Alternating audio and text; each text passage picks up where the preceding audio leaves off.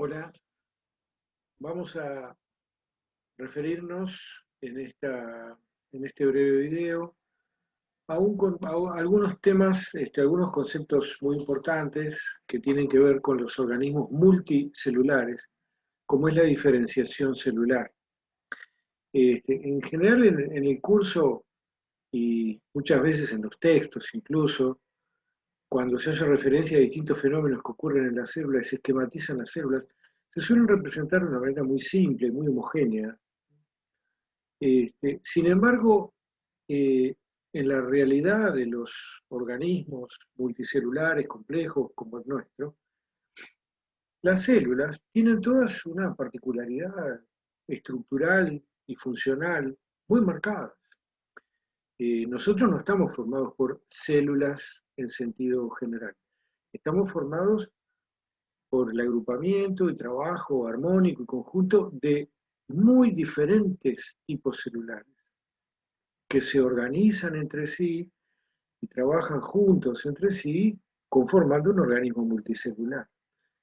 Eh, Vamos a ir pensando entonces un poco en esos términos. ¿Y qué es la diferenciación celular? Bueno, como les comentaba, en nuestro organismo tenemos diferentes tipos de tejidos, que ustedes ya conocen. Tejidos epitelial, nervioso, cartilaginoso, muscular, están representados en esa foto, pero tenemos una amplia variedad de tejidos. Vean que los tipos celulares, la forma y además sabemos las funciones especializadas que tienen cada una de esas células es diferente. Eh, Podríamos decir entonces que la diferenciación celular es ese proceso complejo mediante el cual las células alcanzan ese grado de especialización, se diversifican a partir de una estructura muy simple, en apariencia, se van diversificando diferentes tipos celulares. Eso implica que para formar los tejidos, las células además tienen que proliferar de modo controlado, tienen que aumentar su número, tienen que crecer muchas veces. No todas las células, todos los tipos celulares tienen el mismo tamaño. Deben organizarse formando tejidos de diferentes maneras. La organización que tienen estas células de cada uno de estos tejidos representados en estas figuras es muy diferente. Por otra parte, las células tienen ciclos de vida que varían mucho. Tenemos células representadas en esta misma foto que nos acompañan prácticamente toda nuestra vida, como las neuronas, y otras que tienen ciclos de vida mucho más breves, como por ejemplo las células de los epitelios de revestimiento. Y esas células que están envejecidas y deben ser reemplazadas por nuevas, deben ser eliminadas. Eso también es parte de este proceso complejo para mantener tejidos funcionales. También puede ocurrir que las células se alteren por algún mecanismo y también deban ser eliminadas. Deben desarrollar además las células mecanismos de señalización específicos. Tienen que poder contactar y saber qué están haciendo las de al lado y otras que están más lejos y en otras partes del cuerpo para poder funcionar como un todo armónico. Finalmente, también en organismos como el nuestro, algunas células se especializan en lo que se llama la línea germinal, es decir, se especializan en la función reproductiva y se separan muy tempranamente en el desarrollo embrionario de todo el resto de las células que va a formar nuestro cuerpo, digamos, que es lo que corresponde a la línea somática. Quiere decir que en este alcanzar y organizarse en diferentes tejidos hay una serie de procesos importantes. Para hacer eso, las células deben proliferar, tienen que ser capaces de adquirir la capacidad de interactuar entre ellas, muchas veces además de moverse y de sufrir fenómenos mecánicos, y también de diferenciarse, es decir, alcanzar esos grados de especialización. Nos vamos a referir entonces a esta última parte. Nos vamos a hacer una pregunta que va a guiar este breve razonamiento que vamos a hacer durante unos minutos. Esta especialización estructural y funcional de todos estos distintos tipos celulares que tenemos, ¿Cómo se obtiene? ¿Se alcanza porque se van modificando los genes a medida que se avanza en el proceso de diferenciación? Partimos de una célula única, partimos de un cigoto que contiene un genoma. Bien, para llegar a formar algo tan distinto como esta neurona y este linfocito, pongamos, ¿qué pasa con esos genes?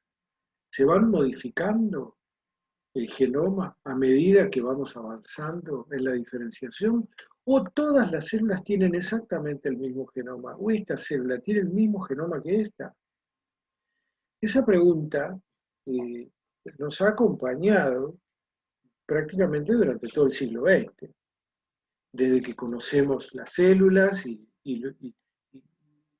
sabemos que hay material genético en el núcleo. El primer intento por eh, responder esta pregunta fue de un investigador alemán que a fines del siglo XIX hizo la siguiente experiencia. Tomó un embrión de un anfibio, de una salamandra. Vamos a hacer una aclaración porque yo me voy a referir varias veces a los anfibios. Los anfibios o atracios tienen una interesante propiedad respecto a organismos un poco más complejos como el nuestro. Y es que los estados embrionarios en estos animales tienen vida libre, se denominan larvas y tienen vida libre. Eso significa que uno puede tener en el laboratorio, sin grandes exigencias desde el punto de vista técnico, organismos que están en desarrollo, ¿verdad? Entonces, durante mucho tiempo, los investigadores que se dedicaron a estudiar fenómenos relacionados con el desarrollo, como este que yo estoy mencionando ahora, trabajaron en este tipo de animales. Porque ya si pasamos a aves o a mamíferos, para poder reproducir los ambientes de desarrollo, sea el interior del huevo, sea el interior del cuerpo de la hembra, eh, evidentemente las condiciones son muy diferentes. Y en estos es mucho más sencillo. Entonces vean ustedes que a fines del siglo XIX, ¿no? Se hace esta experiencia, que consiste en tomar en el embrión, en la larva de una salamandra, que es un anfibio, extirpar el cristalino en desarrollo. Este es el ojo en desarrollo, este es el cristalino de la larva, esto es la retina en formación, esto es el iris, el proyecto de iris en este ojito larvario. Bien, se extirpa quirúrgicamente. Entonces, lo que observó Wolf fue que a partir de los labios, de uno de los labios del iris es un orificio, rodea este orificio que es la pupila, a partir de estos labios comienza a crecer nuevamente un cristalino que va a reemplazar al cristalino que fue extirpado.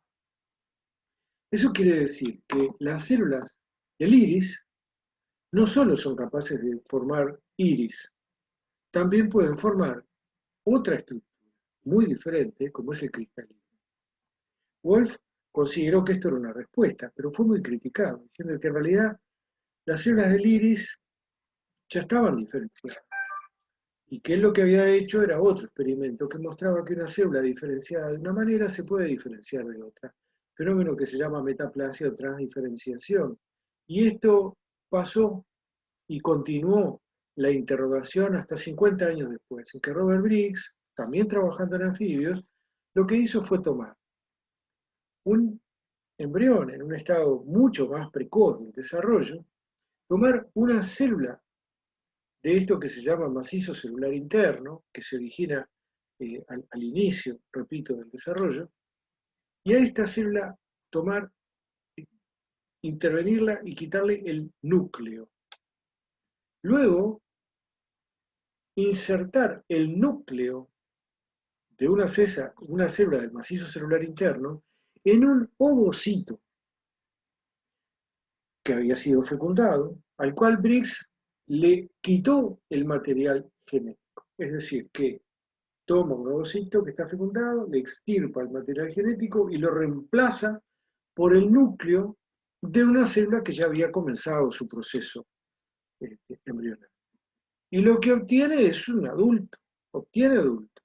Entonces Briggs dice, bueno, yo estoy demostrando que ese genoma se está conservando. Esta célula estaba avanzada en el proceso y sin embargo dio lugar a la formación de un adulto. Fue criticado también en el sentido de que eh, el núcleo que él estaba incorporando era un núcleo de una célula que aún no estaba diferenciada. Por lo tanto, eso no estaba demostrando eso que se quería demostrar. Unos años después, John Gurdon, en el Reino Unido, hizo un experimento similar. Irradió un ovocito fecundado para alterar y destruir el material genético, el núcleo en este ovocito. Y sustituyó esto por el núcleo de una célula del epitelio del intestino de un renacuajo. Quitó este núcleo y lo colocó en este ovocito. La diferencia con el experimento anterior es que esta es una célula que ya está en etapa de diferenciación terminal. Es un tejido epitelial que se ha diferenciado. Es un epitelio absortivo que funciona en el intestino. Entonces tomó este núcleo, lo incorporó sustituyendo el material genético de otro animal, de otro huevo, y obtuvo adultos.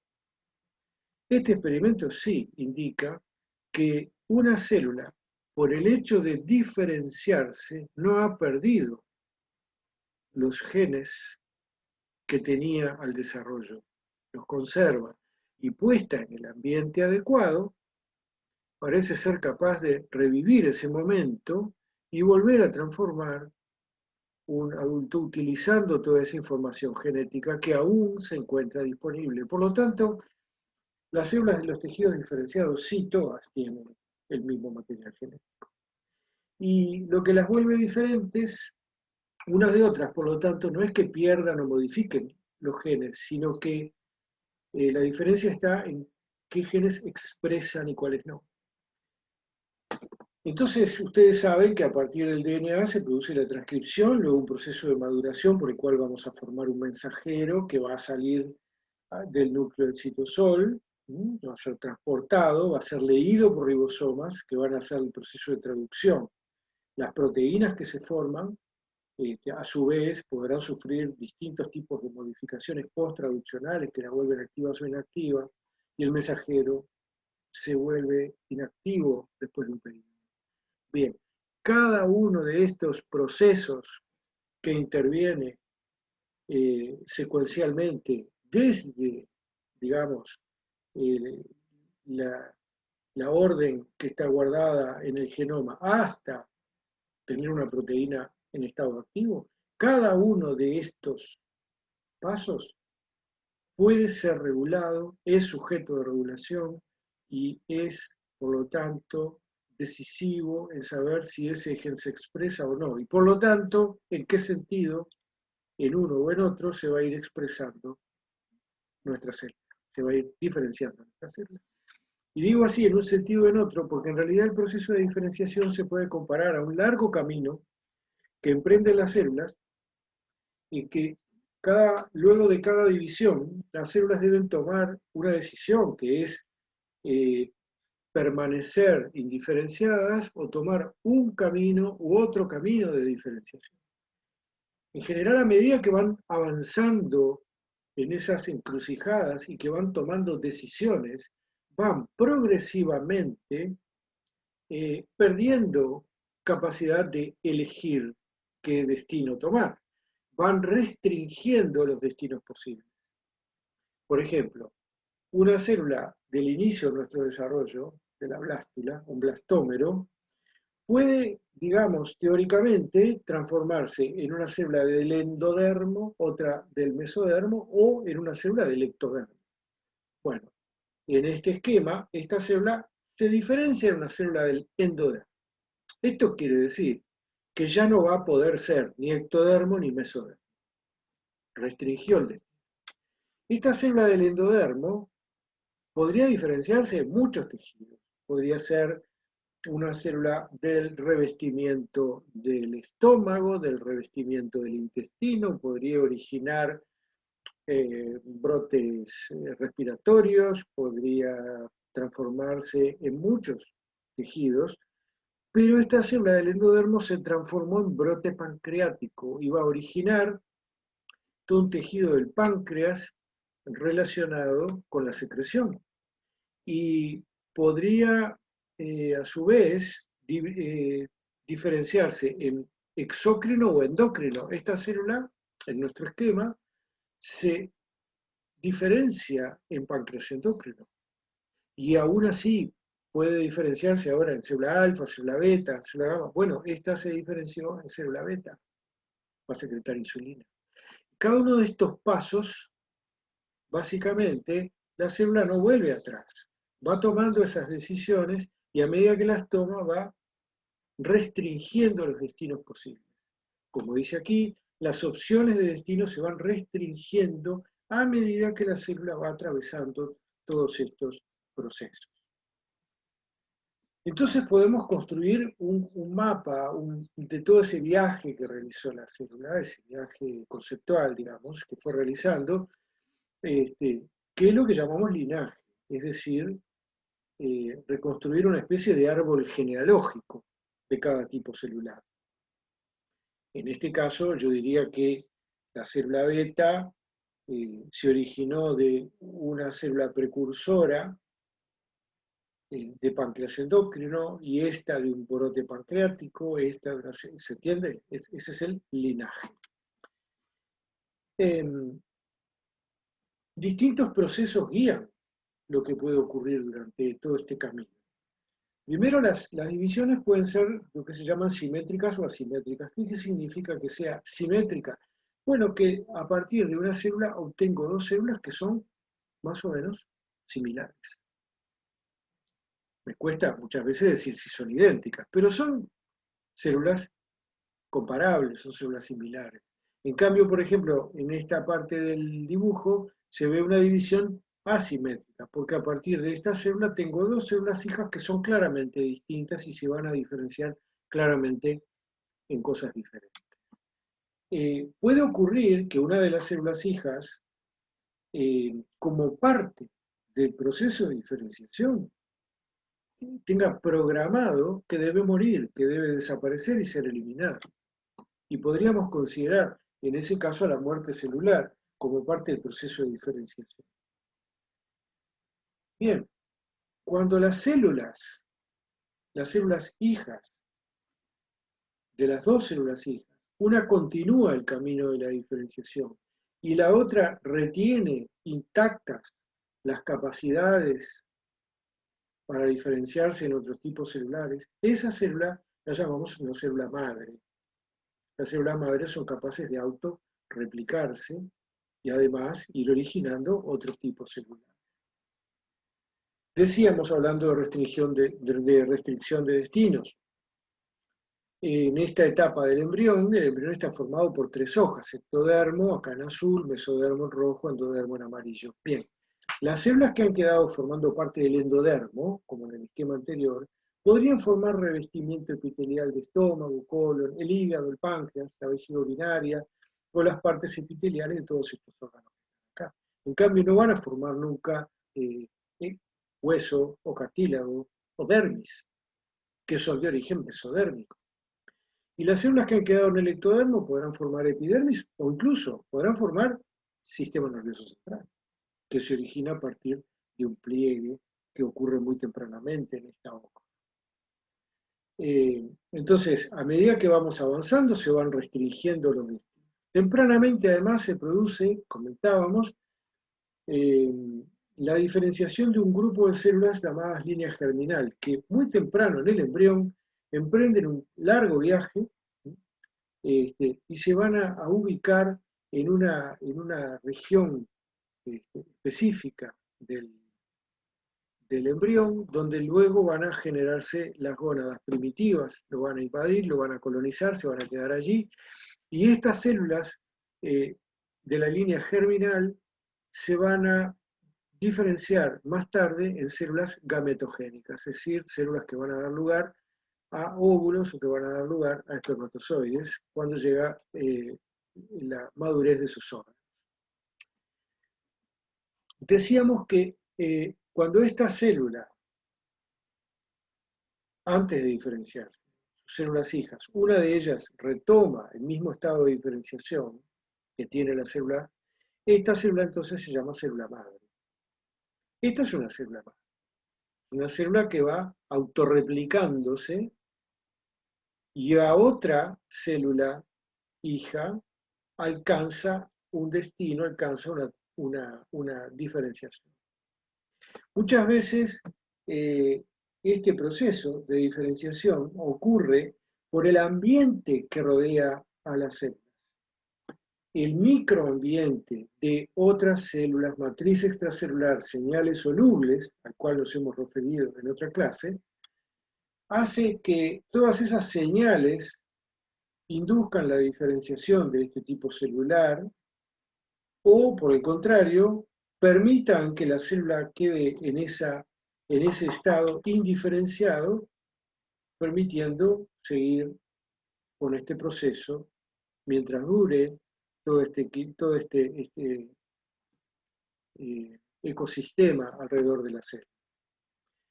Otras veces no son el ambiente, no son los elementos del ambiente que rodea la célula los que gobiernan este proceso, sino que también intervienen elementos internos, representados aquí por este componente ahí como una línea roja, que está de un lado, ustedes ven y del otro no. Bueno, eso quiere decir que hay elementos que son externos, propios del ambiente que dirigen el proceso, y otros que tienen que ver con la propia célula que se está diferenciando. Deben haber escuchado muchas veces hablar de células madre. Bueno,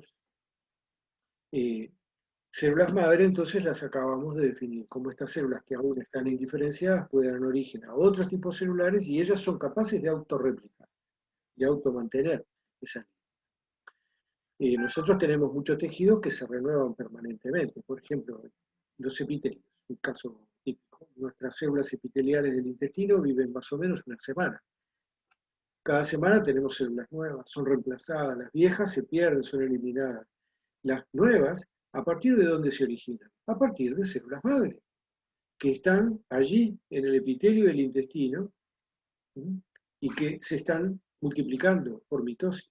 Una de las células hijas permanece como célula madre, la otra de las células hijas se va a diferenciar en célula epitelial del intestino. Y eso pasa en todos los tejidos en que hay renovación celular.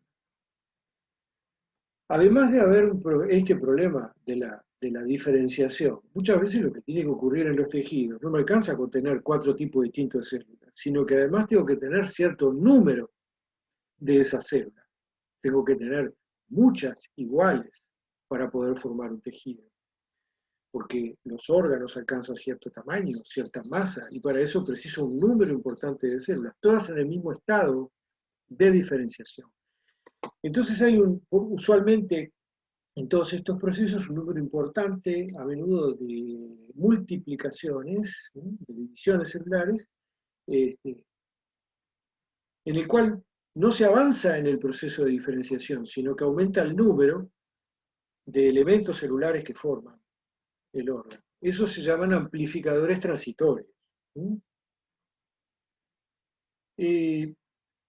Dijimos que las células o que ese material genético dependía mucho del entorno que tenía y de las órdenes internas para ver si se desarrollaba, si se diferenciaba, quiero decir, o si se mantenía como célula madre. Este investigador, Yamanaka, en el año 2006, publicó una serie de resultados que unos años después continúan siendo asombrosos. Yamanaka lo que logró fue tomar células totalmente diferenciadas de la piel de un mamífero, cultivarlas y agregarles a esas células, mediante un procedimiento técnico que no es demasiado complicado, 4 factores de transcripción, 4 genes, que regulan la expresión de ciertos genes en la célula. Con lo cual, esta célula que estaba diferenciada se transforma en una célula madre. Y esta célula madre es capaz de dar muchos otros tejidos. Entonces, esta célula madre es una célula madre inducida por este agregado de estos factores. Esto permitiría, por ejemplo, que a partir de un adulto nosotros podemos tomar células de la piel, hacer este cambio genético y obtener células madre a partir de las cuales diferenciar neuronas, células secretoras de insulina o otros elementos de acuerdo al sitio, o células musculares, cardíacas, por ejemplo, de acuerdo al sitio donde esas células se desarrollan, etc. Es decir, que brinda una interesantísima perspectiva desde el punto de vista médico, obviamente, desprovista de muchos de los problemas éticos que tenían otros tipos de intentos que se realizaron unos años antes. Yamanaka y Gurdon, aquel que hizo en el año 62, demostró que los genomas se conservaban durante la diferenciación, obtuvieron hace unos pocos años juntos el Premio Nobel de Fisiología y Medicina por sus avances en este campo. Bueno, espero que sigan leyendo de esto, que les haya interesado, es un tema apasionante. Nos vemos en la próxima clase.